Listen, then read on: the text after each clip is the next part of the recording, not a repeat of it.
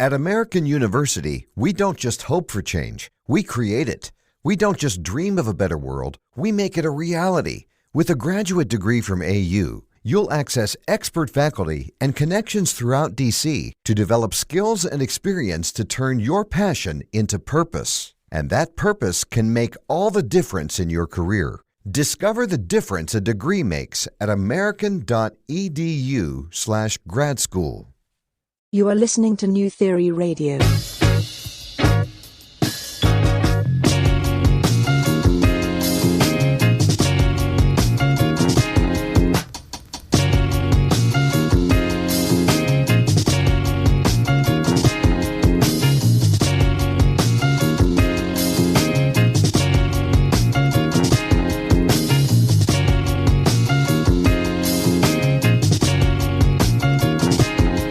Theory Radio.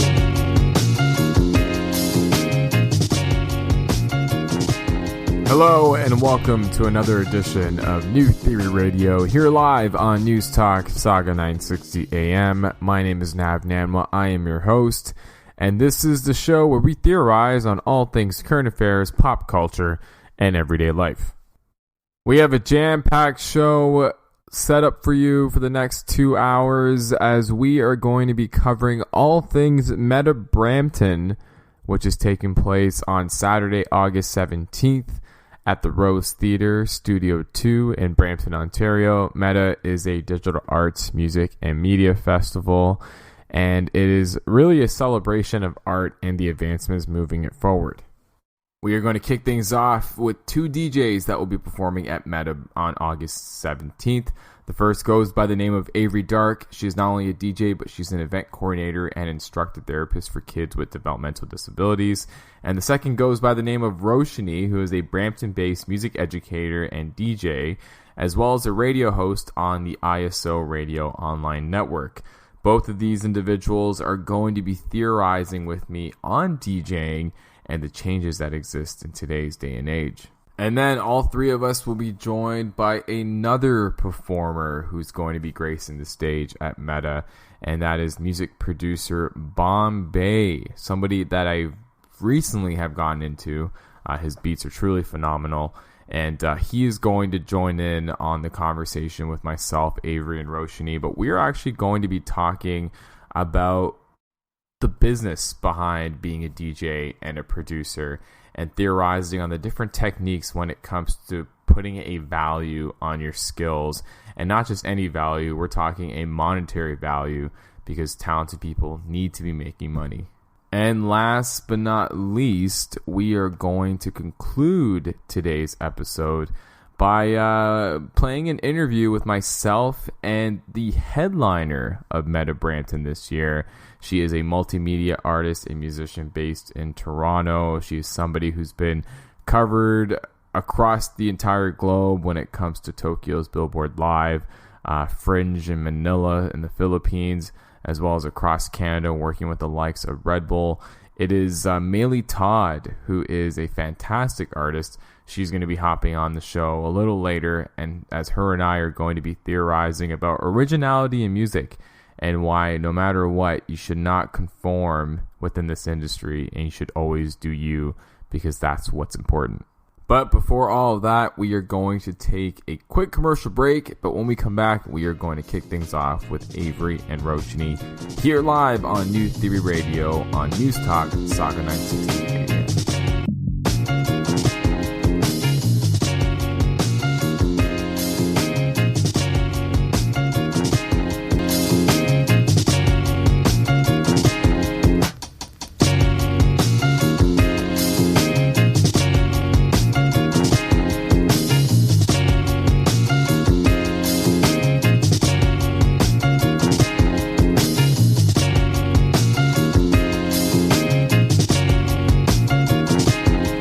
Theory Radio. And we are back here on New Theory Radio, live on News Talk Saga 960 AM. My name is Nav Nanwa. I am your host, and this is the show where we theorize on all things current affairs, pop culture, and everyday life. And like I mentioned earlier, this is actually a special META Brampton edition of New Theory Radio. META Brampton is taking place on Saturday, August 17th from the Rose Theatre, Studio 2 in Brampton, Ontario. And it is a digital arts, music, and media festival celebrating arts and the advancements moving it forward. And this episode, we are going to be having various guests that are going to be performing at META, joining us to talk about a whole array of different topics. I can't wait to get their theories on a whole bunch of different things. And let's start off right now. We got two amazing DJs that are going to be blessing the stage at the Rose Theatre on August 17th. I'm going to start with the person on my right. She is a Brampton-based music educator and DJ specializing in hip-hop, dancehall, and Afro beats. She currently hosts a show called Solidarity and Sound on ISO Radio, which is a dope online website. That's a radio network, as I'm choking on my words. I definitely need water. But she's here in the studio, and she's going to kick it with me to talk about what DJing means to her. It is my homie, Roshanie. Roshanie, thanks so much for joining us here on New Theory Radio. Hey, thanks, Ike. Thanks for having me. I'm excited to be here. Awesome. And then to my left, she is another Brampton-based DJ. She specializes in Afrobeats, right? Yeah. Some Afrobeats funk. She's also an event coordinator and instructor therapist for kids with development disabilities. That's sick. You're like a DJ and you're also giving back to the youth. I love it. Yeah, I'm trying to do it all. It is my homie, Avery Dark. Avery, thanks so much for joining us here on New Theory Radio. Oh, no worries. Awesome. So, like I mentioned, I really want to get deep into talking about the fact that both of you guys are DJs. And what I love about both your crafts is you guys obviously bring something different to the table. But I feel like nowadays it's so easy for people to want to pick up, whether it be an online app or get into music curation or simply go buy a beginner mixer like yours truly last year when I was going through a bit of a social hiatus, but and want to start DJing because there's such an intrigue around being able to play the right music for the right types of moods. So before we sort of get into some theories on DJing and what it means to you, would love to get just both your perspectives on where DJing came about and how you got into it. Maybe Avery, will begin with you. Personally for me, I've always been like a music enthusiast, like really heavy into it since I was a kid. Kanye was like my biggest inspiration. Oh, I was a big Kanye Not political, fan too. but he's a cool guy. But it's so funny, as Kanye fans, we have to always say that. It's like, oh, I love the music, but I'm not sure about what he's thinking about these days. Exactly, right? I always got to defend him, but I'm not really trying to defend him. But honestly, when it came with DJing, I actually I was that hardcore like Apple Music, Spotify playlist curator, right? And then eventually I was just like, you know what? I want to start making beats, right? So I actually wanted to start getting into producing. And then I saw my friend, Leone Lenz, and his name is also Robert Leone. Just got to shout him out just because shouts to Robert. because he was actually playing over at a gig. And I was like, yo, this is kind of dope. I kind of want to DJ too. You know, I want to be able to go ahead and play my own music and have everybody like dancing to it and stuff, you know? So I was just like, okay, you know what? I'll just see if I can get like a nice mixer for $400. We'll hit up Long and McQuaid, and that was it. Yeah. Yeah. No, and that's the thing too. Like, there's always this cool intrigue around DJing. Like, for some reason, I remember like going to parties when I was younger as a kid, thinking that the DJ was like the coolest person I've ever seen in my life because they were playing all the dope tunes. They were getting people excited. I remember being in university and see all my DJ friends being like the most popular people on campus because they were the ones throwing the hottest parties and they were the ones that were getting people together. Like, there was always this cool factor associated with DJing. Why do you think that? Honestly, I feel like it's more of like, because if the DJ screws up, nobody wants to go ahead and continue on with the party, right? So it's obviously just about playing all just the biggest tunes. Everybody's engaged. And obviously, not only that too, but the DJ also has to basically read everybody's mind, you know, making sure that everybody stays amped. There's a lot about DJing that's it's a lot more complicated than it actually seems. Yeah, no, For sure. You're right. So. It's very easy for a DJ to not only make a party, but to break a party too. Exactly. And they can break a party really easily. I'm telling you. You got to go through all the bad gigs before you can actually get to the good ones, right? Because you got to be able to go ahead and read everybody. Awesome. Roshanie, how'd you get into DJing?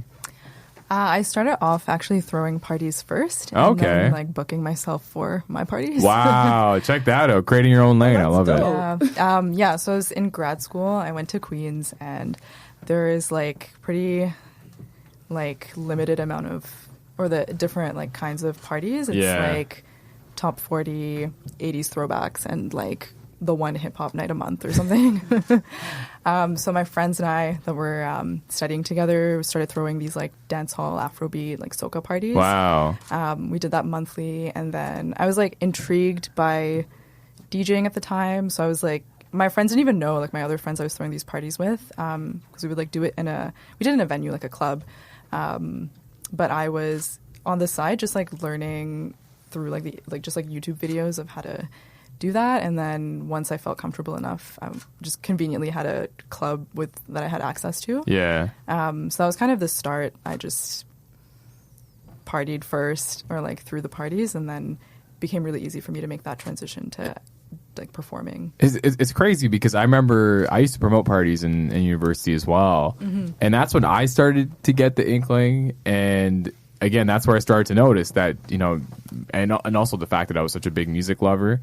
I just thought it was so cool to be able to play music that not only do you like, but gets people excited. It's interesting because you're in grad school, obviously. Like, what was your major in grad school? I was in Queen's Business. Queen's Business. Yeah, Okay, so I went to DeGroote School of Business at McMaster. So, cool. If this conversation gets awkward, you probably know why. So you were doing a business degree. Yeah. And then all of a sudden, you just started having the inkling to pick up, I guess, a set of turntables or CDJs, like whatever you were using, or what? Yeah, I was at Queen's doing a master's in entrepreneurship and innovation. So I always like I had this like entrepreneurial sort of spirit, which you need to be in like music anyway. Yeah. So it just kind of felt like a good way to sort of almost like test out a lot of the stuff I was doing or learning in my master's, because my like program friends and I would throw these parties and we have to go through like what marketing works or like all this stuff. Yeah. So there's a lot of like parallels which people don't realize, because there's just like, oh, like you went to school for this and now you're doing this totally other thing. But I actually find I use a lot of that, like, I guess, like foundation to make sure I'm like making money. No, but like most of my business experience came from throwing parties. Yeah. I tell people, again, outside of working in corporate marketing for most of my career and being able to, you know, learn social media and being able to figure out what goes into this type of strategy, a lot of this was driven by being like on the streets handing out flyers or using social media at the time, like Facebook groups and Facebook pages, to get people to come to your party, or again setting up trying to figure out the best lineup for parties as to who's actually going to draw a crowd. Like, and again, at that moment, that was our version of an influencer, was, identifying the people on campus that had the big pull, that were able to, sell tickets and able to bring people together. And I remember I used to mention it in interviews all the time, that I felt like I learned sales and marketing and finance through all of that. Yeah. 1000%. Yeah, I agree. You can learn it through that a lot better than even just by school. Yeah. Honestly, for sure. Yeah. No, exactly. So once you got into it, what made you want to pursue it even further and actually make it a part of your life, and if not a total career? Honestly, I feel like I don't like half do things, for sure. I've always just been that person that just kind of like, if I do something, I got to do it properly. If I go ahead and finish something, I just got to finish it to the best of my ability. So with DJing, it was more of like, I wanted to get into music, and how could I get into music seriously, and how can I promote myself seriously? I realized that actually in all of Toronto, the GTA, there's so much that you can possibly do, so many talented people, so many people you can even connect with. And I'm just like, why don't I just go ahead and take DJing seriously? Create my own mixes, have people listen to them, go and DJ over at clubs and see if people like me. And if people don't, I got to make them like me, so. What's like the first reaction that allowed you to assess whether or not what you were doing was actually good? You know what? The people that validate you are the first time will be your friends. Yeah. For sure. So like my first gig was over at a Halloween party, like downtown. Like my friend He threw it over at a venue. And the thing is that like I was so trash, so garbage. But the people that were there, my friends, because I was playing like okay tracks for them to go ahead and dance to and just go ahead and play beer pong to. Right, it was enough for them to be like, "Yo, you're sick." You know, beer pong anthems. Yeah, you know what? And then the next party I do, you know, it's for people that I don't even know. They're just like, yo, like, we need another DJ. You know? And then at that point, I'm just like, wow, so my friends lied to me this whole time? Yeah. Maybe I should probably, like, you know, maybe I should figure it out, be what other people listen to, because your friends can't be the only validation you can get. Yeah. You got to make people that you don't know like you. And that's the thing, too, like, I find. I mean, Roshanie, you can tap into this as well, is I think to really test your craft, you almost have to do it in front of people that don't know who you are, right? Yeah. When I started DJing, even when I was throwing those parties first, it was like I just moved to Kingston. Like I think collectively my friends and I knew like 30 people in the city. And what year was this? 2017. Oh, okay. So fairly recent. Yeah. So like we were just like naturally always engaging with like strangers. Because we would like, I think the first party we threw, we had like 300 people. So it's like... That's a lot. Yeah, it's literally a room full of strangers. That's a lot. Just 300? Like, you don't need to lowball it. So I think it helped that I was always in front of strangers because your friends have that like inclination to just be like, oh my gosh, you're the best thing that ever happened to us kind of thing. Yeah. But it was nice that my first interactions were with the public, and it was still like a safe enough environment that like at the end of the day it's my own party, so I'm not like, even if I'm trash, like it doesn't matter, like no one's gonna be mad because I booked myself. But you know what I find interesting nowadays, and I'd love to get both your theories on this as we sort of dive deep into what DJing looks like in today's world, is I've seen, like, it's funny because one of my favorite DJs in Toronto is Scratch Bastard. Like, I think Scratch Bastard's like phenomenal what he does, and mainly because he knows how to mix. He gets very creative in the way he puts songs together. It's just, and even when you watch him, like, you just see a master at work. But then you go to a random lounge somewhere in Toronto or Mississauga, and the mixing may not be overly complicated, but the flow of the tracks is nice, and you start to feel it, and you start to really enjoy it. And I find that now there's almost this gray area between DJing and curation. Do you guys agree or no?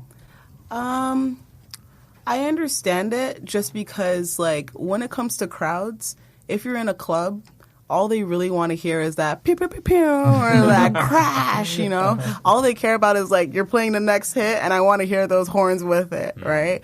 But I've noticed that if you mix it well enough, people will hear that, and they'll understand the talent that's with it, too, as well. And I feel like that's where, like, a lot of the crowds, and that's where your fans really come from, right? Because once you mix it a different way, and then they hear it, and they hear the talent from that, that's when they're just like, that DJ's dope, you know? And then I'm going to go and listen to more of you, or I'm going to go to all the events that you go ahead and, like, play at, you know? So. Yeah, no doubt. Roshanie, what are your thoughts? Curation, is that the same as DJing? I feel like now there's, like, a lot of avenues to, like, share music. Because before it's like, yeah, you're either a DJ, or that's kind of like the beginning and end of like sharing music. Whereas now we have like playlists and even like more like indie radio stuff, and there's more ways that you can share that music. But I think, yeah, like kind of to your point, Avery, like the differences in like, can you read a crowd or like do that live stuff, or is it like more like behind the scenes, like, you know how to make a flow of like tracks and stuff. I think it's just like now there's more ways to like share music, when before there was just DJing. Interesting. No, and that's the one thing I tried to distinguish, is because, like, for example, think about Spotify, right? There's a lot of people now opting to not book a DJ because they're like, look, there's this dope playlist on Spotify. I can just press play and I can forget it. Yeah. And a lot of people I know have gone down that route. I've actually seen it being done at a wedding recently too. What? Yeah. A whole wedding? It was like a Spotify playlist during like the cocktail hour. Okay. And then the DJ himself, who I don't know if you want to call him a DJ, but all he was doing was just playing a Spotify list, and the only creative thing he was doing in between was just fading the song back and forth. That's it. And to me, because I've always, again, maybe this is because I'm a bit of a music nerd, but I've always been fascinated by the art of being able to put together a mix that makes sense. Yeah. Or put together a mix that's, like, another one of my favorite DJs is Questlove, and the reason why I love Questlove so much is being a hip-hop head, he used to play the sample with the actual, like, with what was made, like that, the sample with the actual hip-hop song, and mesh the two and create this experience where you're like, oh, you're almost getting, like, a hip-hop education lesson at the same time. How have you found, from a business standpoint, the DJ industry? Like, is it easy to get gigs? Or are a lot of your gigs coming from people that you know? What's going into your strategy when it comes to getting yourself out there? I've noticed that all the gigs I've gotten so far have been through like word of mouth. Like I'm realizing that I don't actually like kind of do those like cold call kind of things and like be like, here's a mix, you should book me. Listen to my mix, go to my SoundCloud, Yeah. go to Mixcloud. Wow. But I just like, it kind of dawned on me recently that I'm kind of like waiting around for people to book me, and it's been okay because I have a good network and I am getting booked, but I think I should have like more of a mix of the two. So like historically I've just had like people like refer me, or I'm also part of an agency, like a booking agency for corporate stuff. So there is like that as well. But I want to get more into like just like kind of reaching out to different brands or like promoters and be like, hey, like I feel like I would be a good fit. Just like let me know if you have anything, because I feel like I want to have more control, not just like wait around. But yeah, that's kind of my experience. It's very similar because I MC a lot of events in the city and different functions, from galas to concerts to even weddings, and I'm kind of on the same wave where I never wanted to be like some of my peers, and this isn't any disrespect to them, but I never wanted to be out in the forefront and be like, book me for this, book me for that, and make my Instagram like one big demo reel, right, of my stuff. But then I know people that do that. People obviously do that in the DJ world too. Like you see the new mix popping up, you see them in the studio, you see them mixing and talking to their fans. But I've always tried to take the humble approach, and to me, it works in waves. Like sometimes I'm getting booked a lot, sometimes I'm not. And then you start to think about, okay, well, do I need to start doing that? Do I need to start putting out more content to show people that I'm active? Or is it more so having these one-off conversations? Avery, what do you think? Honestly, it's exactly what Roshanie is saying. For me, it's the exact same thing. People are literally like getting me through other word of mouth. It's people are getting from other friends like, oh, I heard you DJ'd this gig. Can you do mine? Yeah. I understand exactly what you mean about like advertising yourself, where it's just like, go ahead, book me, right? I was even thinking about like, oh, why don't I just do that at the beginning of the summer? Like, just go ahead and book me. But I haven't even had that chance to do it. Yeah. I mean, I could do it, and I'm pretty sure I'd be getting a lot more gigs from it. But right now, a lot of my gigs are either like from like word of mouth or I'm friends with other DJs and they're double booked and they're like, here's another gig. And there's always a DJ that's double booked and they say, here, why don't you just go ahead and do this gig? So I realize that like the DJ community within Toronto is also very welcoming as well too, because everybody just wants to hear new sounds. People want to hear new mixes, learn from other people, learn from new DJs as well too. So it's just been great that way. So to that point, what's been your strategy to really differentiate yourself? Because obviously the DJing world is pretty cluttered, I would say, for the most part. It's very, I'm sure everyone in this room can name 5 DJs that are not in this room that they can call on right now and book for a gig. So how do you both go about standing out in such a packed space? I feel like I always hear that you're supposed to specialize because there's like it's such a saturated market and stuff. But I honestly don't know if I have, because I feel like most people probably know me for like the dancehall, soca, Afrobeat stuff. So I think I've heard someone say that when I do my sets, it sounds like summer. So it's like kind of like that stuff. But I also do a fair amount of like R&B and hip hop and things like that.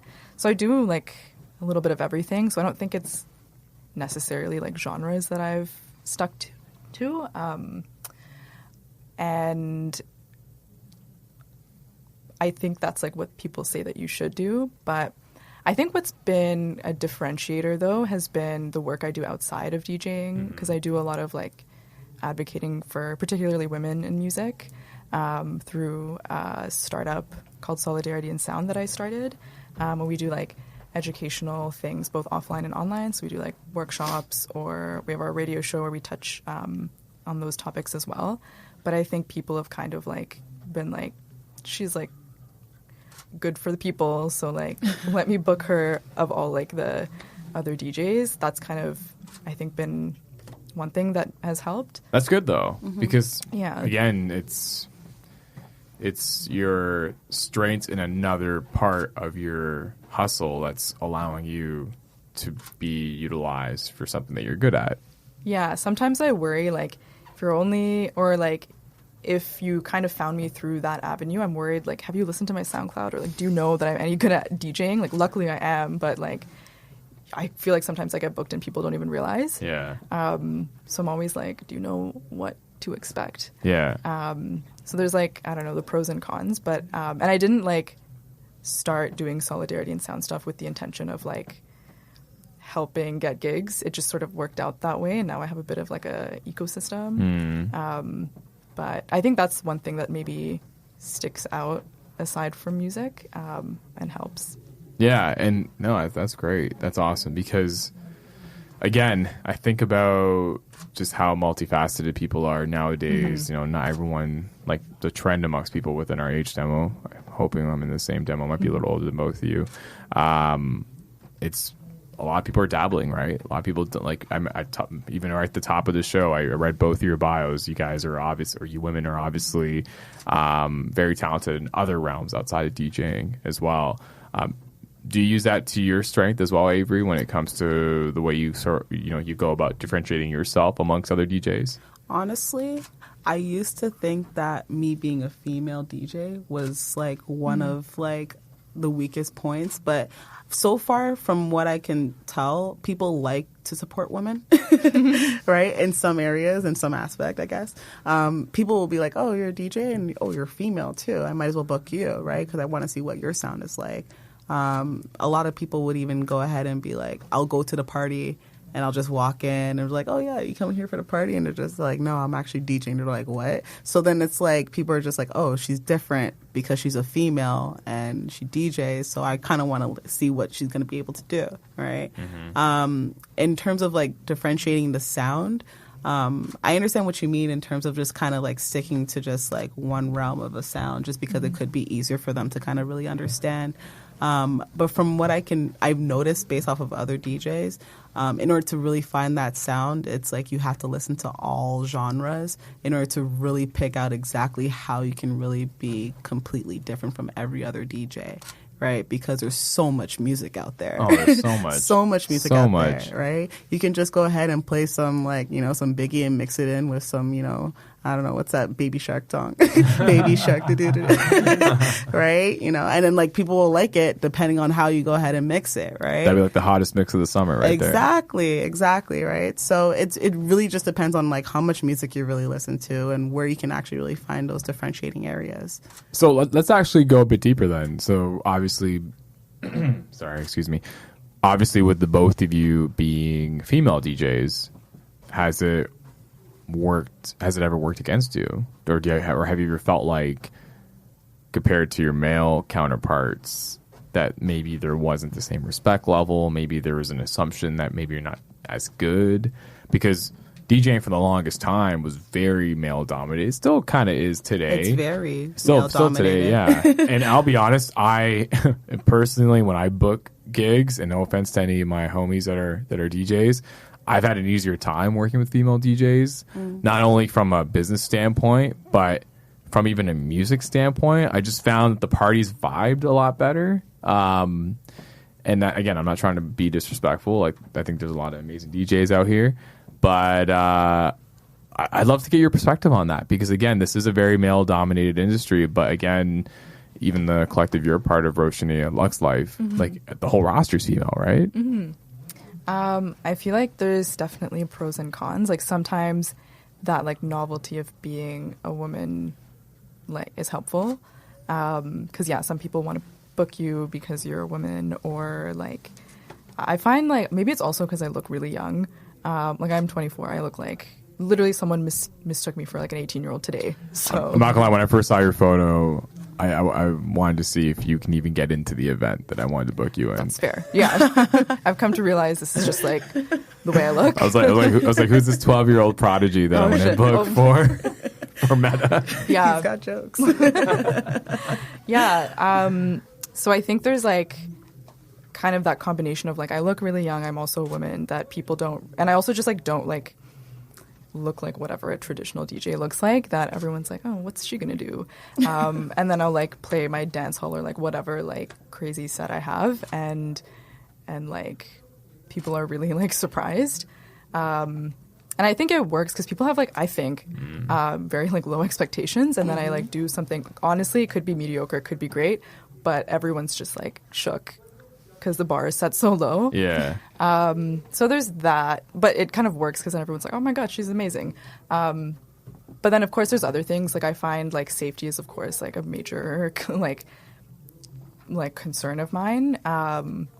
And like I find a lot of times if I do gigs where there isn't like security around me, like people, I'm still safe, but like people don't really like pay attention to like personal boundaries. I've had people like literally like start like typing on my laptop or like touching my stuff, and I feel like because I look very like approachable and like all this stuff, like there's more of like they just have the permission, I guess. Yeah. Wow. And so like there's been a lot of times I've been like, get away from my stuff. Yeah. Like one, it's connected, it's literally playing stuff right now, and also it's expensive, so like oh, the nerve of some people. Oh, my God. I can't believe that. Yeah, the first time I was like, this is not good. And then it kept happening that I was like, I think it's just something about like those like, I don't know, just like perceptions of like me. Yeah. That like, and I think being like a woman definitely is a big part of that. Well, it's probably, and I'm sad to hear that stuff like that happens, but it sounds like it's just probably ignorance around taking people seriously. Yeah, and for sure. And again, I've had that. Again, I'm not trying to relate because what the struggles that you obviously face are different than the struggles that I face. I'll admit it. But I remember even just emceeing events and having people come up to me and just grabbing the mic out of my hand, and then you're just like, "Come on, man! Like I'm doing my job here. Like let me do my job." But yeah, like the sense of respect, like that's unfortunate that doesn't exist. But I think, like, kind of connecting it back to Lux Life, the booking agency that has an all-female roster, it was kind of created because, like, the environment can be like that. And so what they do is make sure that wherever they send us is, like, we're respected, we're well taken care of, and there's no concerns other than, like, regular DJ concerns. So there's, like, work that's being done to kind of like counteract that stuff. But yeah, definitely I find like there's pros and cons to like having your social identity be like part of your business kind of. Yeah. Avery, what are your thoughts on just being a female DJ and whether that works for you or against you? A lot of the times it really depends on whether it works for me or against me, because it depends on the vibe that you're walking into for sure. I've walked into a party and then like obviously they think I'm a part of the party, and then they see me setting up all of the equipment and they're just like, wait, it's you, you know, don't mess up the party now. And I'm like, okay, maybe I should mess it up just on purpose. But I mean, like, and obviously during those cases, they set the bar very, very low, right? So, and then obviously when you start playing music, then it's like, oh, okay. But I've noticed that it works in my favor to be a female because for the most part, when you're going into the party, the people that you're trying to make dance is really just the females, right? And then the men will just follow along right after that, right? Because if you can get the girls popping, then the men are just like, okay, might as well dance with all of them too, right? So like reverse osmosis. Exactly, right? So, and I feel like because we're females and because we're DJs, it's like we kind of get into the mind of like, you know, this is what we would want to listen to. This is what we would want to dance to, right? I've listened to female mixes and I've listened to male mixes. Female mixes sound completely different from male mixes when it's the same genre, same amount of songs, just because it's like they mix it in just so it's like the girl can always stay on the beat, whereas the men really like aggressive music, you know? So I don't know. I mean, personally for me, I just feel like it really depends on obviously the vibe and the people that are there, but I think it works in our favor. One last thing before we go to commercial break. What is your favorite thing about DJing, and what's your least favorite thing about DJing? And Roshanie, we'll begin with you. Oh, okay. My favorite thing is, I think actually my favorite thing is when people come up to me after. A lot of women will be like, oh my gosh, you look just like me, and you're in the DJ booth, and it's kind of like a realization that they could also do this if they want, which is always a very like heartwarming thing. And it's funny because in reality, there's actually, especially in Toronto, there's a lot of women that DJ, and they're like some of our best DJs in the city. But an everyday person probably wouldn't like notice that, which is fair. My least favorite thing is maybe the fact that like rates and stuff is very like, no one really talks about it. Nobody knows like what's a normal rate for a DJ. You just kind of like have your own and like hope that it's like makes sense, I guess. Or like you have a few for different settings and stuff and hope that you're like kind of connecting the dots in the right way. But it would be nice if there was some kind of like guidebook of like, these are industry rates for this location or something like that. Because it's like always kind of a guessing game. Because there's no rules in nightlife. That's true. Hold that thought, because we're going to spend the next segment talking about pricing out your art or pricing out your skills and being able to get that ROI that's important. But before we do that, Avery, what's your favorite thing about DJing and what's your least favorite thing about DJing? My favorite thing, one thing I know for sure is that when you do an African gig, Africans feed you well. And I love that. But other than that, favorite thing, it's really just, I love playing music. I love like I used to love creating playlists hardcore on Spotify, you know, and Apple Music. So I just love listening to music and I just love playing it, and just being able to go ahead and play my own party is obviously the greatest thing for me. The worst thing I hate, I don't know. I used to really hate people giving me like song requests. That's like the worst, but because it's just like the BPM is completely different. We didn't even get into that. I can't mix that. Like, why are you telling me to play Chris Brown when I'm already over at like, you know, Rick James? Like, you know. But I don't know. Like, I'm okay with like, you know, the requests these days, just because it's like, okay, this is what you guys really vibe to. So it's just like, you know. But I don't know. I don't know. There's a lot of things I don't like. I hate coming back home and then listening to music because at the end of the night, everything's so loud and I just want it to be super quiet. I hate music after gigs. That's for sure. I feel like you just opened up a whole bunch of different topics that we could talk about. One being DJs taking requests and hating it, and then what DJs do in their downtime. But we can say that for a future episode. We are going to take a quick commercial break, but when we come back, we're going to have more with Roshanie and Avery on this special META Brampton edition of New Theory Radio. Plus, we're going to be joined by another performer. The homie Bombay just got into the building, so we are going to call him over, and we are going to talk. We're going to theorize on pricing and being able to price your art, or price, you know, what you're worth when it comes to industries like DJing and music production, here on New Theory Radio on News Talk Saga 960 AM. We'll be right back.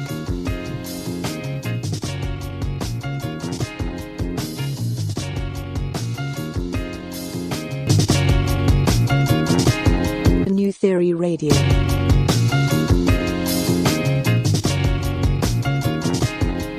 And we are back here on New Theory Radio on News Talk Saga 960 AM. My name is Nav Nanwa. I am your host. This is the show where we theorize on all things current affairs, pop culture, and everyday life. And we are currently embarking on a very special episode of New Theory Radio as we promote META Brampton, which is taking place on Saturday, August 17th from the Rose Theater, Studio 2 in downtown Brampton.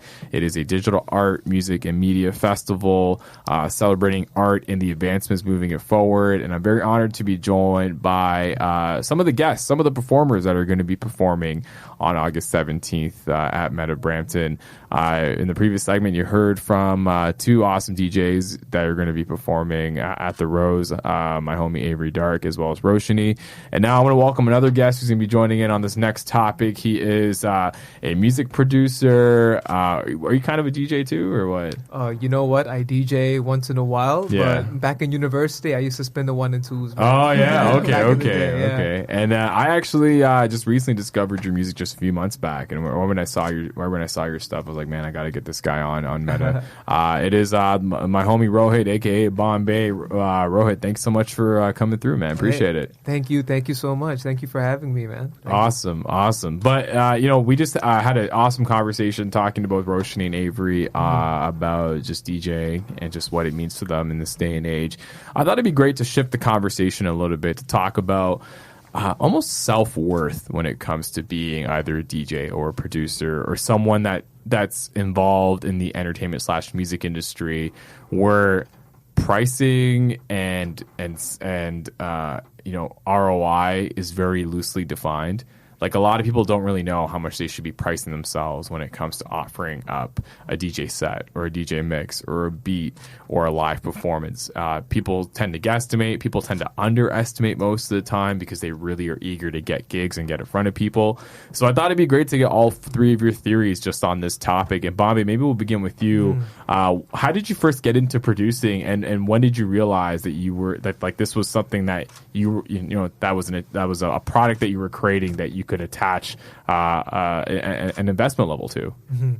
So I started music production when I was in university. This is back in 2011. And then I went back to the Middle East, because I had like a nice cushy job back there. And then eventually I was like, life happened and I was like, I didn't want to do it anymore.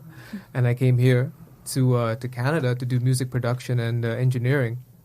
So I think I've been doing it consistently for 4 years now.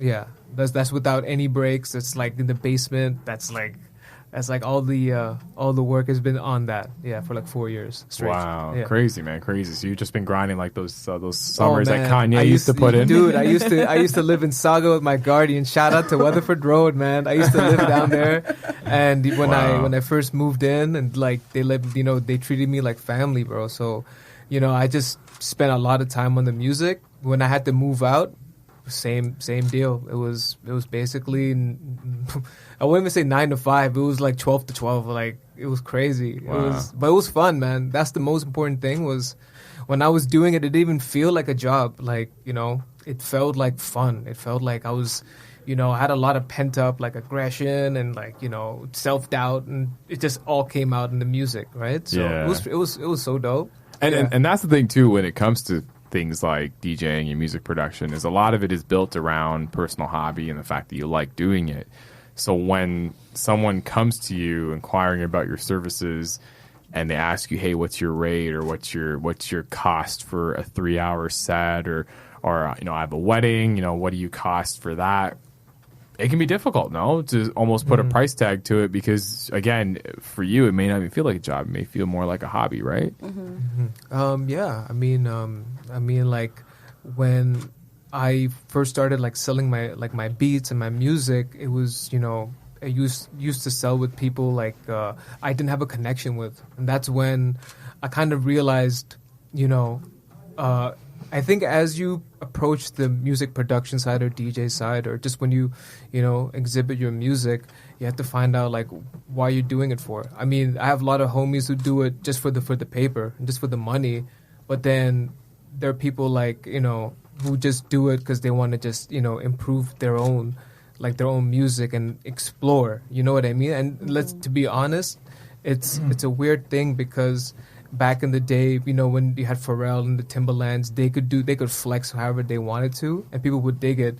Now it's like a lot of people now with the internet, they're used to a certain sound, like an OVO type beat or like a Meek Mill type beat. So now the issue is like, okay, how can I finesse it, but using my own style or my own steez and doing something with that. So it's really difficult, man. I mean, like you could be like the next Pharrell or the next like Jay Dilla. But like if you don't have like some people won't even rock with you if you don't have a name under your belt. Like you don't have a credit with Drake or like whoever. So it's tricky, but you just have to. That's when it comes into like, why are you doing it? Are you doing it for like the paper, the clout, or are you doing it for yourself, right? And that's my spiel. Yeah. No, as you were talking, clout just kind of came to my mind about how. And this might be relevant because I know, Avery, you make beats, right? Well, I tried to. Try to make beats? Right. Now I just work with producers. Yeah, right? yeah. But yeah, that's basically what it is. And at Roshanie, you're just a straight DJ. But you definitely have an awesome taste in music. Like the whole clout thing is so big. Like you'll see a lot of DJs and producers in their Instagram bios name dropping so and so, or I got a credit here, or I've worked with here, and even when it comes to putting together your bios, like people find that they need to include certain accolades in there just to even get noticed. What's both of yours, and maybe Roshani will ask you, like what's your thoughts on how clout is used to get some gain when it comes to this type of industry, and have you ever used it to your advantage? It's actually, I feel like kind of funny to talk about this right now because I just did that Ja Rule and Ashanti concert not too long ago. Now that's clout. Oh, you did that? That's lit. Yeah. That's so sick. So I've kind of seen like how that can like change people's perception so quickly. Because I wasn't like, I was on the main stage and I was DJing for an opening act. So I wasn't doing like DJ set or anything, but it was, all you need is like that name and everyone's just like, oh, I'm listening now. But it's been interesting kind of like since then, I feel like people are more like, oh yeah, she does DJing. Like it's like a thing that's real now. Even though before I was like, I do all these things. Like I'm on an agency, like from my perspective, I feel like that was definitely like a career kind of like jump type thing, but it was still kind of in line with like other things I do, but from like other people looking in, there's just like there was nothing and then there was Ashanti. Yeah. So I've definitely seen like a little bit like of a change in tone with people because of like names like that, which is like, I don't know. I don't love it, but I understand it. Yeah. Because like also if you're just like a consumer of music, like those are the things that stick out. And like even if you're like working with brands and stuff, like you want to put out names that people understand, not like the underground stuff that they'll know in like 5 years. But like everyone's searching for that cosign. Like everyone's searching for some type of cosign, some type of an endorsement, some type of seat at the table where it's, you know, this person belongs, this person's allowed to be here because so and so said that they're allowed. Like Avery, help me out here. No, I understand that mainly just because, like, clout. The definition of clout. I mean, okay, like. I've noticed that when you know a lot of people will want to go ahead and listen to you. When a lot of people want to go ahead and search to your music, they want to make sure that other people are listening to your music. From what I can tell, honestly, what I learned the most is that even within the creative scene in general, it's so easy just to be inside the club scene, and for creatives, for like photographers, videographers, DJs, artists, whatever, it is so important to be a promoter. Like promoters are one of those things that, like, you know, they hand out flyers, come to the next jam and whatever. But if you're even a promoter, it's so easy to kind of just go ahead and like meet so many people, network with so many different artists within the creative scene. And it's just like, that's how you can go ahead and get your connections from that. And if you're promoting for clubs or promoting for any type of events, a lot of people will know you from that. That's your clout, right? So it just really depends on like where you are within that scene. If you really want to be a part of it, I hate clubs. I hate clubs to a passion, but I know that for me to be a DJ, I gotta be in clubs, right? You know, and I feel like it's mostly like the antisocial people that are probably behind the bench next to the, you know, the near the booth and stuff, right? But for the most part, that I can tell that like being a part of even the club scene is really, really important, even just for the clout. And I hate it. I hate it. But you meet so many cool people from it, right? You definitely do. You meet the dopest photographers, you meet the dopest videographers, even the artists, like even rappers, singers, and stuff like that. People that are even connected with these promotion companies, you can really get from that, and those are your connections, and those are the people that will go ahead and like, you know, mess with you. Do you ever find, and this is a question any three of you can take, understanding, actually before I even ask this, are any of you three, is DJing or music production your full-time gig? It's not my full-time. It's not. But, I mean... But the hope is that one day it will be, right? Of course. Yeah, for sure. 1,000%. I feel like Roshani's not answering for some reason. I feel like it kind of is full-time for me, but I also, with the caveat that I still live at home, so it's like my costs are significantly lower than if I like had rent and stuff. True. So if I moved out, I'd have to get more gigs or like work a different job. Yeah. But I can like do what I'm doing and like live at home. Yeah. So it's okay. Yeah, exactly. Yeah. Like, that's totally fair. It's like, I feel like, I don't know. I personally feel like the question's hard to answer also too, because like most creatives want to do everything. No, they Right? do. They do. You And know? That's true. And we talked about it earlier. true. Like, it's no longer about, hey, I'm just a producer and that's it. It's like, no, I'm a producer. I'm a mogul. Exactly. I run my own charity. Like, everyone's into just Run my own adding those titles, right? We did an episode on this a few weeks ago around multitasking. Like, Exactly. our Yeah, generation is so focused on just being busy all the time. yeah. Bombay, what are your thoughts, man? You're completely right. I mean, I when I first started using Instagram and stuff, before all the videos that used to pop up, I used to just like put like little clips on Facebook and whatever. But then I had to learn how to use like Adobe. I had to learn how to use like all the different software on my phone and like splicing videos and music together. And even in school, I just wanted to do music. I didn't want to do like engineering because that stuff to me was so boring. You're just sitting there. So but when I was in school, my OG was like, yo, if you really want to make a lot of money, engineering is where it's at. And if you want to make even more bread, you have to learn how to solder and do wiring and all this kind of stuff. And I was like, oh my God, I really don't like it. But then, you know what? Now we live in an industry now where like information is so accessible. Like you don't have to go to school anymore. Like you could, you know, especially if you're learning like music production, man, I learned a lot in school, but I learned so much more just off the books, just like on the internet, and just like actually going to events and like networking with people and figuring out, oh, how did you do that? Then they would say like, oh, I like how your drums sound. How did you do that? And we just exchange info and, you know, exchange information and ideas like that. The same with, and it goes to all kinds of disciplines like videography, photography, because I bought a Canon and I have no clue how to use it. But like my homegirl was like, yo, you got to do this with the lighting and blah, blah, blah. So yeah, man, you have to kind of know, you don't have to know everything, but just know bits and pieces, you know, just to help you start out.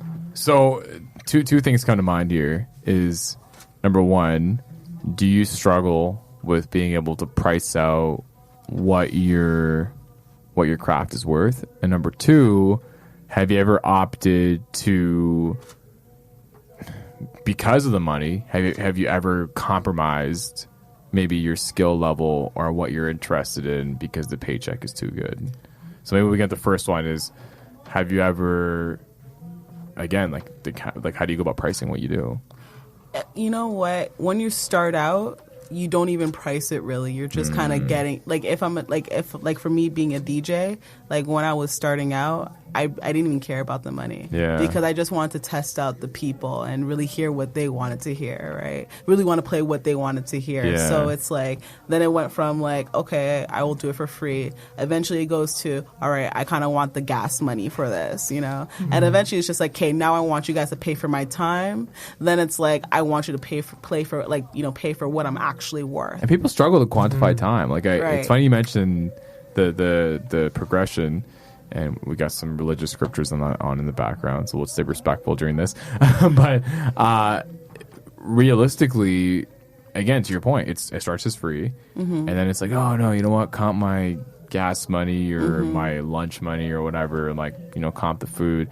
And then eventually it's some type of value that's put towards time, but that's always last for some reason. Yeah, because then that's when you actually start to get your talent, right? You see the people that you're playing for.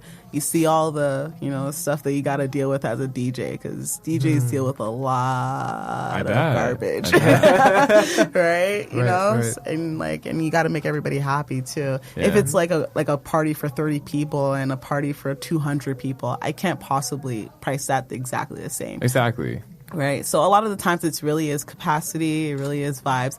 Also, like for me, it depends on if I enjoy the event. Sometimes if it's like an event that I'm actually going to enjoy, maybe I'll be like, okay, you know what? It's $100. If it's an event that I'm not going to enjoy, like, you know, a baby, like a wedding shower or something like that, I'll just be like, okay, you know, just pass me the few hundred. Yeah. Right. Yeah. So. Roshanie, what about you? Like, how do you go about sort of pricing what you do? Normally, and I actually didn't do this when we were talking about Meta, but I have like a list of questions that I email people, because everyone's always like, oh, what's your rate? And I'm like, it's not like that. It's not just one magic number that I use for everything. So you're saying you just trusted me? That was it? I don't know. I was like, I don't really want to email. I just want to DM and figure this out. I pretty much got the lazy rate. Like, whatever. Just get off my back. But yeah, I have like a set of questions just to be like, is this a ticketed thing? Is it free? Is like how many people? Is it in a venue? Where is it? Because I'm like, if I'm coming from Brampton, like you can't be in like North York, because I'm just gonna say no, because I'm not gonna transit there. So just like different things. And I actually, in listening to Avery talk, I realized that I haven't actually DJ'd, or I've DJ'd for free once. But it was a charity thing, which I think is different. But I think part of that is because, like, how I mentioned earlier, I was DJing for my own parties first. Yeah. So I was kind of experimenting, but I was still essentially like a promoter, so I still got my money that way. You were a promoter. Yeah. Like, so I think I've always kind of been in the mind of like, if I'm doing this, like it has to be worth my money. And maybe that's also just like, I was like started DJing when I was in business school, so I was like, if I don't know how to make money off of this, like that's a problem. Like, I did all this whole degree not intending to DJ from it, but like I have the knowledge now. So yeah, I think I just in terms of like rates and stuff, I'm very like, I want all the details before I give out quotes, which people find odd because they're like, oh, just tell me your number. Yeah. Or I'm like, oh, like what did you have in mind for a budget? And everyone's like, no, like just tell me your rate. Yeah. Just tell me what your budget is and I'll work around that. Or like sometimes I'll do like non-monetary compensation. So like if you're like another creative, like if you're a photographer, like I need photos all the time, so we can just do an exchange, then like I'll give you a discount. Totally, a little creative exchange. Yeah. So like things like that I'll try and do, because I understand like, I don't know, everybody doesn't have like the big budgets and stuff or the grants. But yeah, my like little email list is kind of like my secret weapon, or like, I don't know, weapon of choice. Yeah. Bombay, what about you, man, when it comes to making a beat? Because there's obviously a lot of time and effort that goes into it. How do you price it, man? You know what? Just give us your pricing model. Oh, my pricing model. Oh, well, honestly, it's too many, man. Pricing has never been my strong suit. I'll be honest. Usually I give them a flat $250. Regardless if it's like a beat that took me 5 minutes or one whole hour. Doesn't, you know, it just varies. I feel now, I mean, just with any upcoming producers, if they're selling their music online, you just have to scale it to your equipment and how you're finessing your stuff. Like if you're like taking keyboard lessons, just like incorporate that, like that pricing structure into your beats, right? And then kind of make your way around that. When I first started making music, everything was free, man. I was like, oh, hey, you want to rap on my beat? Go ahead. But then I kind of saw like most people weren't really following up with like what I would send. So really, honestly, like I've focused mostly on my live shows and my live gigs, which I do in the city. And whoever is like, interested in working with me, I like to make sure we have a rapport first and like deal with them face to face before we start discussing money and stuff like that. Yeah. I used to do the online beat selling thing, and I really wasn't in the mood to sell my beats for $10. And that's what they call the leasing game. It works for some people, but that's just personally for me. This wasn't my. I wasn't in it. So there's like three things that really stand out to me with all three of your responses. So Avery, with what you were talking about, what I find interesting from a DJing standpoint is when you show up to a gig to DJ. Sometimes the DJ is looked at as like the event organizer too. So you're the one that gets all the grief. Yeah. If the event's not running properly, they'll come to you and complain, and you're just like, hey, I'm just hired to play the music. But that's something that a lot of people don't think about when they hire a DJ. Is this is the person that's going to be forward facing to a lot of people when it comes to the organization of the event. And I have that same feeling when I'm emceeing. Like emceeing an event is all of a sudden I become like the party planner, and people complain to me about the flow and all this and that, and why are we closing the bar, or why are we saying this? And you're like, look, I'm hired to do a job, and this is what I've been told to do. Please respect it. Roshanie, when it comes to you, one of the things, oh my God, I totally had it and I wanted to bring it up. Is really what was it? Oh my god! I had a good one. A lot of your points were around. Oh my god, I'm having a brain fart. This is so embarrassing. I gotta cut this out. List off the things I said? If you want to give me a brief recap. No, I was listening. I liked how you had like the whole layout, like you had all the questions, because that's something that a lot of people should listen to. Yeah. Thanks for reminding me. So my other biggest pet peeve is that when you ask if an event is, if people are paying to go to an event, but they can't pay you for your services, that's always a red flag. Yeah. Because at the end of the day, I'm not a fan of someone cheaping out on a MC or a DJ because they're getting charged a certain rate to cover off, the venue. Because I think there's no trade-off there. And I remember it was when I was starting out and being hired to, be the masters of ceremonies for various community events.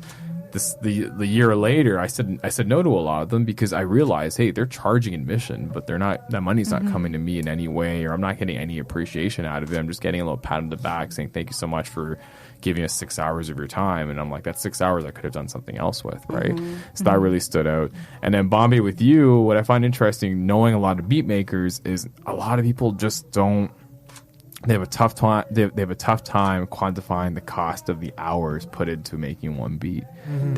They honestly, I find with beat makers, they assume you guys are just machines and that these beats just roll out. Well, you know what, man? Like, sorry to interrupt. No, it's feel just, free, man. It's just like, it kind, especially in like the kind of the way the production scene is right now. If you want to sell your music online, literally, it's just copy paste, change a couple of notes here and there, and that's the song, right? And that's how a lot of people approach music. For me, it's way more personal than that. You know what I mean? Like, I get it. People have to make $1, and I'm not hating on that. It's just I'm only speaking from like Rohit's perspective and how music, how I interpret it. Right? It's very personal to me. So, honestly, it is very difficult. I remember when I first started going to school, my teacher was like, you should sell your stuff for $500. And I'm like, I don't know how to mix. I don't know how to master. I'm sampling records. So now I've come a long way because I'm like, I can actually play a bit of the keys. But like back then he said, sell your stuff for $500. And to me, I was like, that's a crazy amount. But at the same time, creatives, we are not sometimes we can't judge our own art, like the value of it.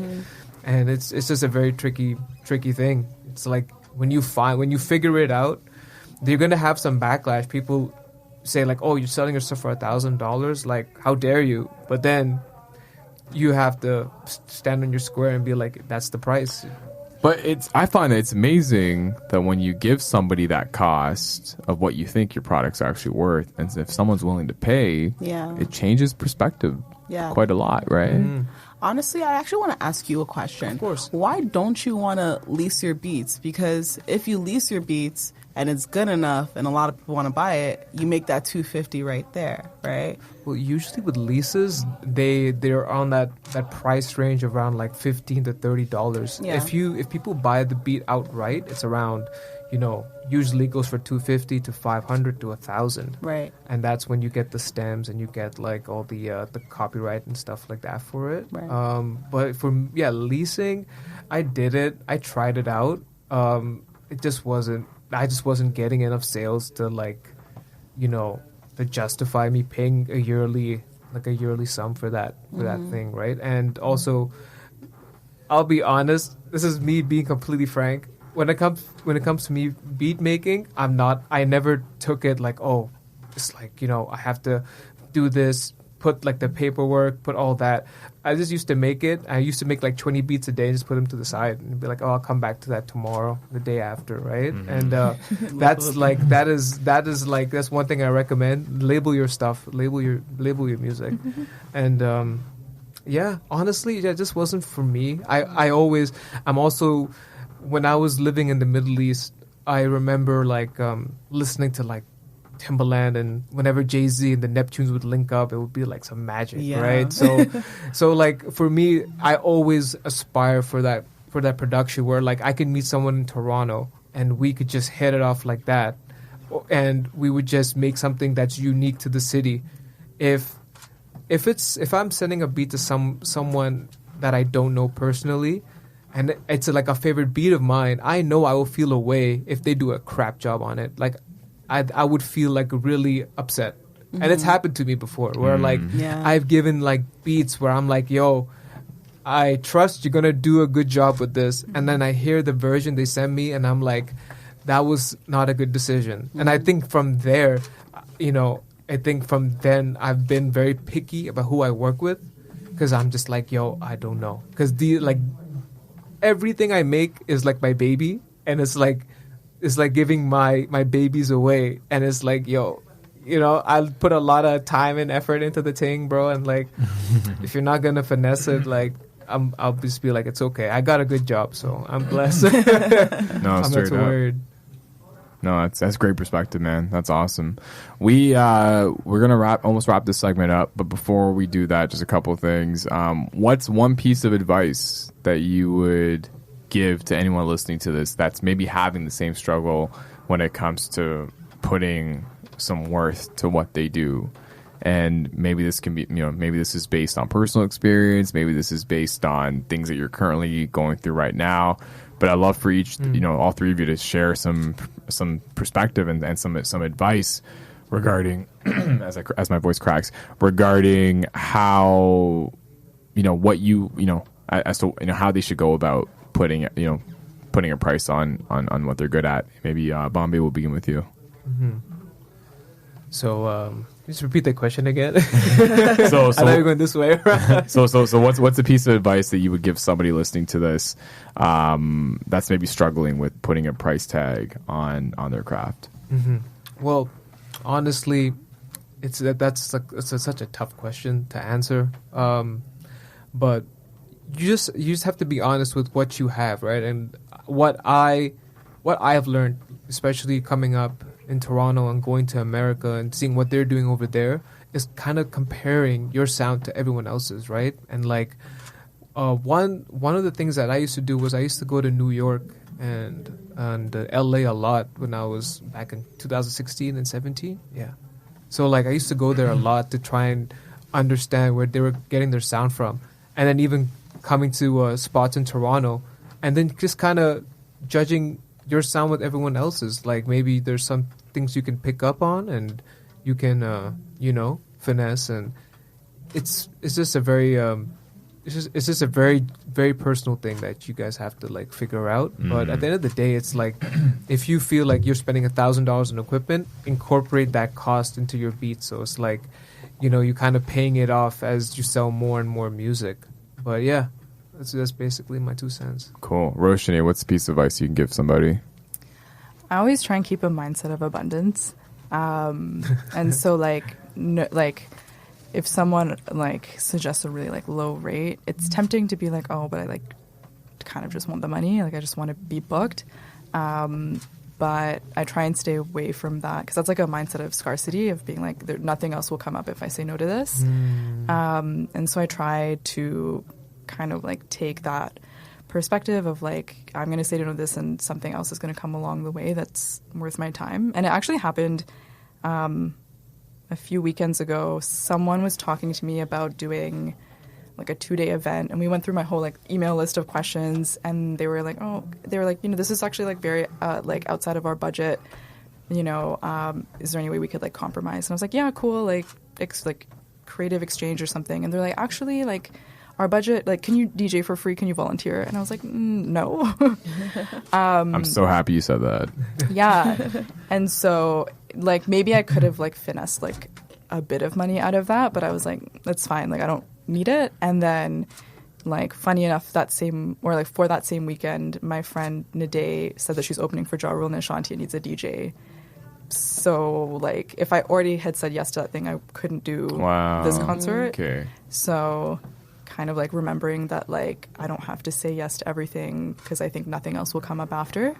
So just being like that mindset of abundance. Sweet. Awesome. Avery, what about you? Honestly, it's weird. I guess you have to really think about it for yourself because like you have to face that worth for yourself first, right? For me, I had to make sure that I was worthy for myself before I can go ahead and be like, now this is the cost for it, I had to make sure that my talent was up to par to any other DJ that was going to a party and stuff like that. So I felt like it was just really mainly just kind of giving within that confidence for myself before I can go ahead and be like, okay, I have the confidence in myself to go ahead and play for you now. All right. So it really just depends on exactly, who you're dealing with, how I feel for myself. But honestly, you just got to go ahead and, give yourself that great moment, Yeah, real talks. I like that. Honestly, I want to thank all three of you for joining us here on New Theory Radio. This was an awesome chat, very enlightening. Again, big thanks to Avery, Roshanie, and Bombay. All three of them will be performing at META Brampton on August 17th, so go out and get your tickets. Tickets are only $10 on the Rose Theater website. If anybody wants to connect with any of you on social media or your Mixclouds or your Bandcamps, what's the best way? Bombay, will begin with you. Oh, right. So on Spotify, you can find me at Hey Bombay. I've just put out my my first album that I did this year called Sweet Romance, Volume 1, of course. And if you you can find me on Bandcamp too at Hey Bombay 1. Awesome. Roshanie, what about you? So I'm most active on Instagram. My handle is sam.roshanie, sam.roshanie. Is Sam your real name? Yeah. Wow. I know. Wow. I went from blowing. my super Western name to like super ethnic. That's perfect. Yeah, what do you mean? It is. You have to be yourself, yeah. You don't want to be like every other Sam, right? Yeah. My middle name is Roshanie. That's where it comes from. It's still your name. Yeah. So, and I have a website that's probably the easiest place, like just like a collection of like all the things that I do, but that's roshanie.net. Yeah, that's where you can find me. Awesome. And last but not least, Avery Dark. Yeah, you guys can just all hit me up on IG. That's where all my stuff is at. You guys can go ahead, and my email is there too. So if you guys want to email me for gigs. But my IG is Avery, AVERY .dark, DARK. So simple as that. Awesome. Well, thank you so much for joining us. When we come back here on New Theory Radio, we are going to be joined by our headliner from META Brampton, Maylee Todd. She's going to call in, and we are going to talk about originality when it comes to being an artist within the industry. You are listening to News Talk Saga 960 AM. We'll be right back after this brief commercial message.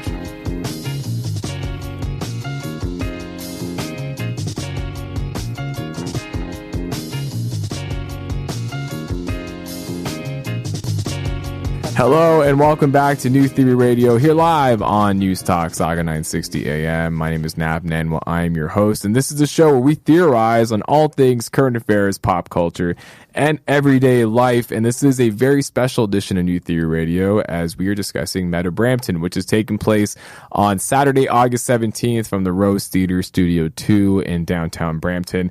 And it is my honor to welcome to the show the headliner of the Digital Arts Music and Media Festival.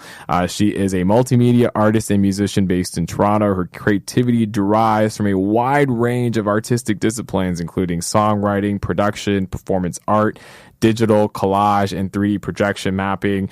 She's been covered in international publications like Tokyo's Billboard Live. She's performed at Fringe Manila. She's done stuff with Red Bull, and she's performed just about everywhere in Canada, and I'm so honored to actually finally have her on New Theory Radio. It is my homegirl, Maylee Todd. Maylee, what's up? Thanks so much for joining us here on New Theory Radio. Thanks for having me, Nav. Awesome. We've been talking about this for a while, and I'm glad I got you on the phone. I know we've been kind of having a bit of technical difficulties, but I think we finally figured it out because you're too busy enjoying the LA heat, and I think the LA heat's probably getting to your landline. Yeah, maybe so. Yeah. Whatever. I'm it's just nice jealous. Out here. It's pretty sweet out here for sure. Awesome. But yeah, no, we're honestly, I'm super excited for your performance on August 17th. And you know, we are obviously going to spend probably the next 10-15 minutes sort of theorizing on many different topics when it comes to music and digital and multimedia. But before that, you know, you've been at this for quite some time, but I actually really got introduced to your music last year. I went to an event that was held by Red Bull during their music festival. It was some type of sound clash event, and you actually kicked it off. And I remember you showed up with like your digital setup. You had this awesome projection show that was taking place. You had your harp, you were rocking out, you had a beautiful voice, and I remember just being very captivated with what I was seeing on the stage. What usually happens when I see an artist that I really like is I usually do a bit of a deep dive into their catalog. So shout outs to streaming for allowing me to do that. And I remember really being introduced to not only who Maylee Todd is, but just the many talents that you have when it comes to the music that you've put together and the impressive catalog that you have over the last few years.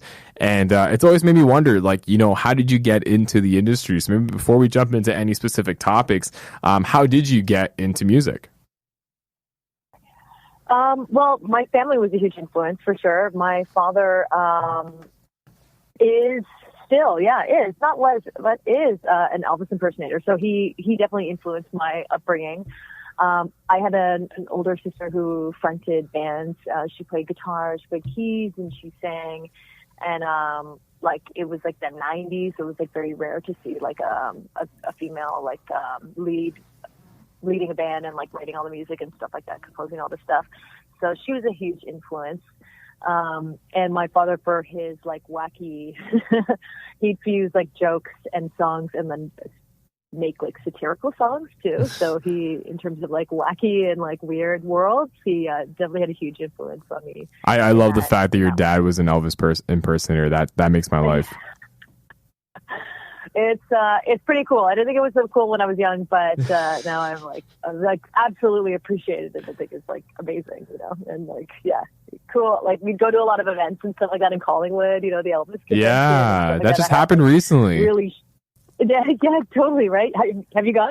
No, I haven't. I remember once, I think when I was in second or third year university, it was like the summer before third year, I was in Collingwood with like a bunch of buddies and we were just hanging out.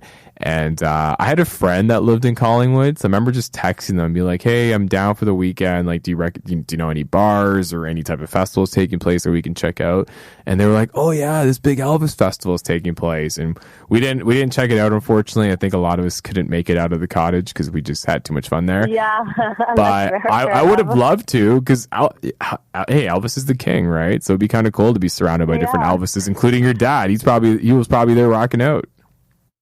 Yeah, he was like there was a bunch of cars and like a lot of Elvises on the cars and people parachuting out of planes, and I was like a kind of like a punk rebel, and this was like I was like in grade 8 or something like that, and I remember I had like a shaved head and like pink, like what was left of the hair on my head was pink, and just like barrettes in the 2 pieces of hair that I had, and I remember being interviewed and people were like, "You do not look like an Elvis fan. What are you doing here?" I was like, "I'm here supporting my classic homeboy, my dad. He's like nailing it. He's living his best life. That is awesome. That is really awesome. Pretty fun. So you talk about this sort of punk phase that you had. You obviously came from a very musically inclined family. How did you start experimenting? Because one thing I love about your art and your music is that you're not in this one lane. Like, I feel like you're almost this chameleon that you can do a lot of different styles and you can make it work for yourself. I remember even your last album, being very impressed with the different directions you took it, because it was, you had your R&B, you had your deep house, you had very what would you call it? Experimental sounds on it, and it made for a very intriguing listen. So how did you start forming who Maylee Todd was, and when did that truly begin? Cool. Very young, I would say. Like, I think the thing that I'm gonna say something that's more of like an aside, but I do artist consulting, and one thing I've noticed with all artists and like mentoring and stuff like that is there's like kind of different phases in like an artist's life, and one phase, the very beginning phase, is like this phase of like fear of not being accepted for who you are and what it is that you want to do and what you want to express. Either fear of being rejected, either through your parents or whatever institution or friends. So at a very young age, I had two older sisters that already fit these like great archetypes that I think satisfied my parents. And I was just kind of a little rascal, let's put it that way, very rebellious. And I think for me anyhow, I don't particularly think that this is everyone's journey, but for my journey in particular, with my very particular situation, it was extremely freeing because I had no expectations of being perfect in any way or having to continue to check off the box of like, oh, she's like amazing at grades or math or science or like that. I never was, full academia girl. Just throwing that out there for all the other underdogs there. So not having to fulfill anyone's like expectations, that actually allowed me to experiment because I wasn't afraid of failing, right? I didn't have to like meet any perfection or get it right. So that immediately let me experiment in anything that I was just remotely interested in. And that was in music production, and in video production. I didn't know I was doing these things like it was just playtime, I guess. It always starts off as playtime in the beginning, I do believe, like arts, where you're kind of curious. So with video, I had 2 VCRs and I would put them together and I would make videos with my video camera and do these like edits of old, really, really old films. And then with music, I worked on Fruity Loops, which was like a program that got me into my early programming. Oh my God. I had like way back in the day, I feel like I knew so many beat makers in high school that were living and breathing by Fruity Loops. I think I even had the demo version of Fruity Loops because I thought I could be a beat maker, but that died within the hour after install. But yeah. Oh shoot. It was a good way of the interface, like looking at the computer screen, looking at like the way it looked. It was a good introduction into the rest of the software that I would get into, and even like analog gear, So it was like it was the first step amongst many steps of like learning other softwares. Yeah. And I was a video game person too, and a computer gamer. So all those things I think were relative in some way, And I played before I got into any kind of electronic production. My father, who was an Elvis impersonator, had a guitar. My sister had a guitar. We had a piano at the house, so I just dabbled on guitar. And they had tons of records, like really, really old bossa records, and like Esther Gilberto and stuff like that. Nice. I remember like sampling a lot of those records, and even trying to scratch, like sadly enough, and I'm like 13, 12, trying to figure this out. And then, yeah, I think it started there with guitar, singing always, singing first and foremost, like the voice. I believe if you can sing it, you can play it. So Yeah. I was like a singer first before anything. I used my voice as like an instrument first, then guitar, and then I got into like more electronic gear. My sister also had a keyboard called the TS12, which I still have to this day, which is a keyboard that takes floppy disks. And the sounds in that are so sick. So the last record I put out called Acts of Love is pretty much the TS12, all the TS12. Yeah, and some live instruments. That's sweet. Yeah, Acts of Love is a fire record. I urge everyone to go check it out and check out everything else that's in Maylee's catalog. We theorize a lot in here, New Theory Radio, so I wanted to use the remaining time that we have together to really theorize on a topic that I've always been fascinated with when it comes to the artists that I like. And that's really around originality. I find that music these days, it's very easy to have that catchy pop song. It's very easy to have, the hot hip hop dance record of the summer. But originality is something that a lot of artists struggle with. And sometimes it's very hard to actually show up in the industry and carve your own lane and be able to be yourself and be authentic to who you are. And I've, since the time that I've been into your music and since the time that I've known you, like I've just got this sense of originality from you in regards to, what you see is what you get, and nothing's going to stop you from doing what you want to do. So want to get your theories on originality in music and just why you think a lot of artists struggle with being able to carve out their own lane. Mm-hmm. That's a good question, and that's like a very important. As an artist, being unique and authentic is really important, and as a business, it's really important to be authentic and unique, and finding a balance, of course, where you can be relatable to folks, so you're not in like go Cosmo land where you're just talking noodle dishes, like totally not speaking the same language in terms of just being relatable, like my scene is very alternative, and like the stuff that I put out is not actually very alternative, but in extremely alternative scenes, like it's really hard for the masses to sort of consume it and understand it and take it in, because it's conceptual and can only make sense to the artist, so I think like finding the balance of being unique and being alternative is important, and then also still being able to like relate to folks too, because my personal agenda is always to relate. So in terms of uniqueness and artists finding their unique voice, and why some folks don't do it, I would say it could be out of fear. It could be out of like social conditioning. I do believe that, there are certain concepts and constructs that exist in this world. For example, I find taxes so weird.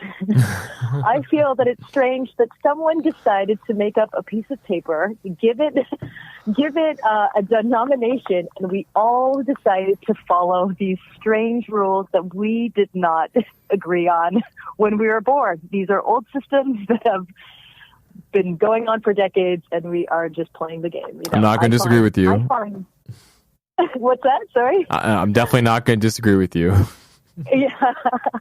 Yeah.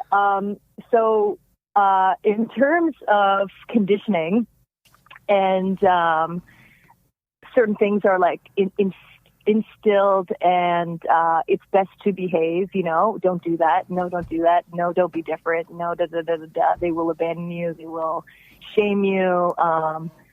Don't look like this. Your gender cannot be this, your sexuality cannot be this, There's all this shame, and shame and fear and all that stuff, I think, can create a shackled person to whatever degree that could be, depending on their conditioning, Yeah. And again, this is like really hard for me to really talk or to judge, because I don't know every single person in the whole world. So, some people could be very complacent with how systems are set up, etc.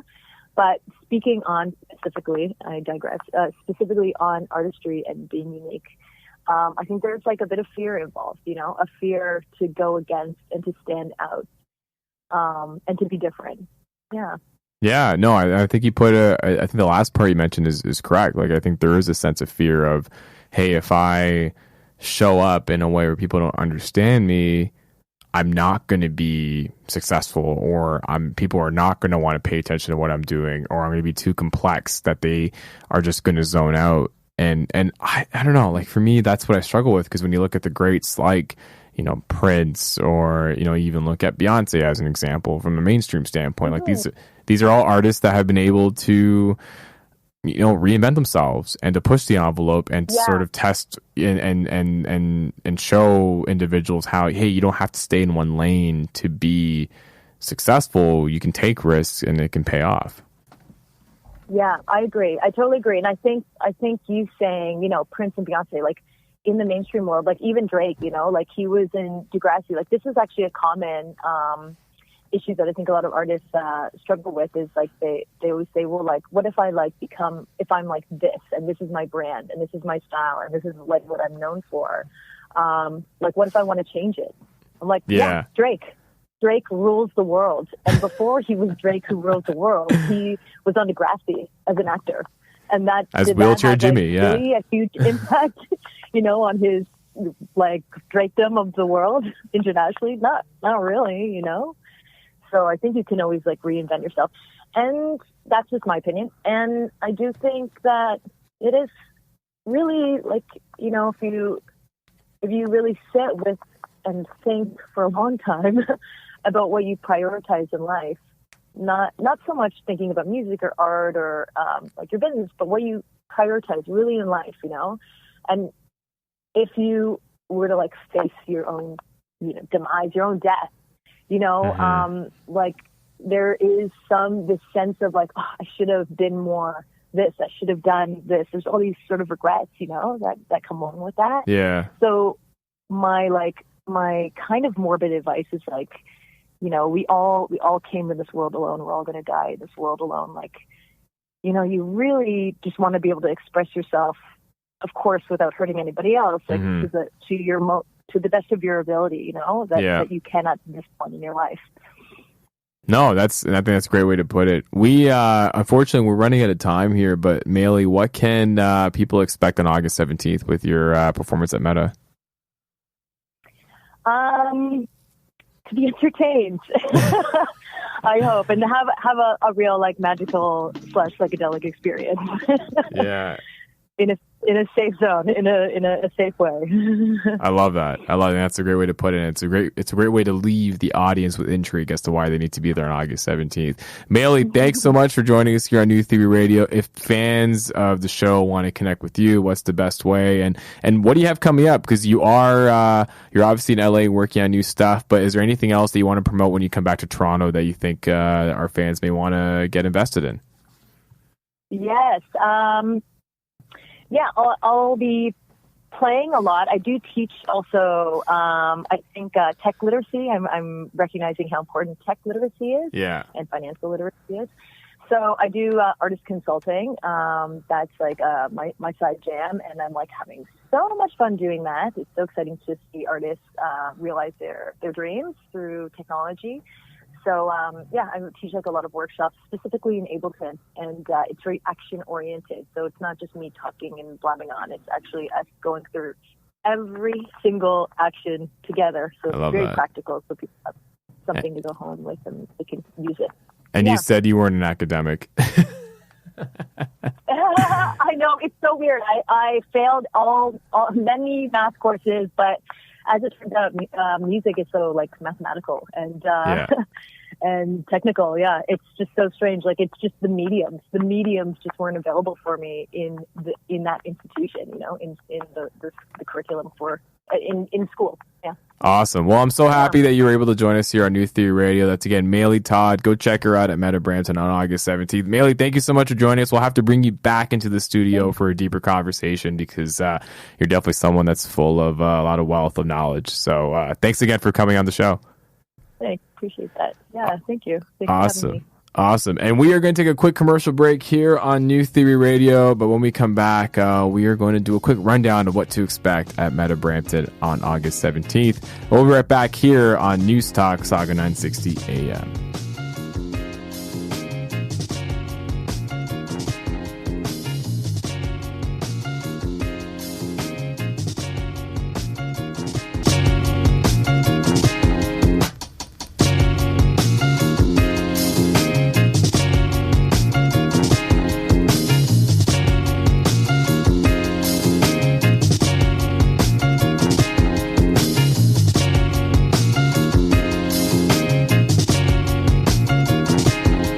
Theory Radio.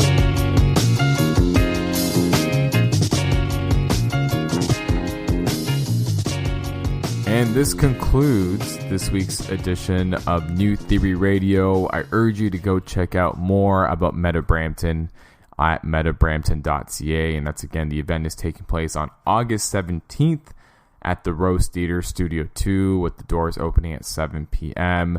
We have a fantastic lineup. I'm super excited to be a part of the show again. And I'm super excited to have News Talk Saga 960 AM as media partners for this year's edition of the show. We have a jam-packed lineup. It's no secret. We got our headliner, Maylee Todd, who you just heard from. You got it to experience her show live. It's truly phenomenal. We have our other performers like Noise and Dusty Loops for the very first time. They're gonna be performing their joint project together, Lo-Fi Glory, from the beginning to the end. We have Bombay, who you heard earlier. We have Roshanie, that's going to be playing some amazing tunes, who you also heard earlier. And last but not least, we got Avery Dark. And then we have a whole plethora of digital artists. We have our Bramplands Photography Contest finalists that are going to be showcasing their photography, which represents the city of Brampton. And then we are going to be announcing 2 award winners for each of those submissions. And then we are also going to have digital artists from all across the city showcasing various works. So you do not want to miss it. It's metabrampton.ca. Go check it out. You would not regret it. And it's something cool to do in the city of Brampton on a Saturday evening.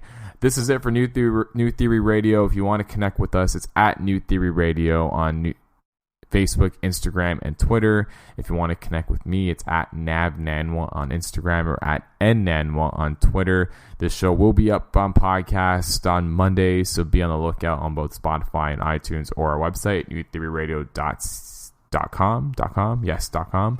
And that's a wrap for this week. So thank you so much for tuning in, and you will hear all of us next time. Peace.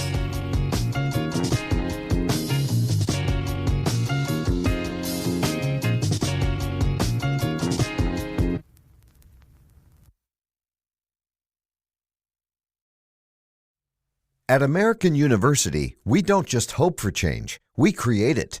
We don't just dream of a better world, we make it a reality. With a graduate degree from AU, you'll access expert faculty and connections throughout DC to develop skills and experience to turn your passion into purpose. And that purpose can make all the difference in your career. Discover the difference a degree makes at american.edu/grad school.